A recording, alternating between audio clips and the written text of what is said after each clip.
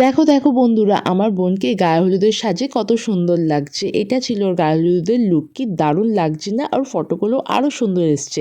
এটা ছিল ওর কলাতলা সাজসজ্জা, মানে গায়ে হলুদের আগে যে কলাতলায় দাঁড়িয়ে গায়ে হলুদ হয় সেইখানটায় এইভাবে সাজানো হয়েছে। যেহেতু হলে তাই যতটা পেরেছি সাজিয়েছি। এইবার ওকে বরণ করে নেওয়া হচ্ছে 5টা এও এবং সঙ্গে একটা কুমারা মানে আইব্রো মেয়ে রেখে ওকে বরণ করে নেওয়া হচ্ছে এও দিয়ে।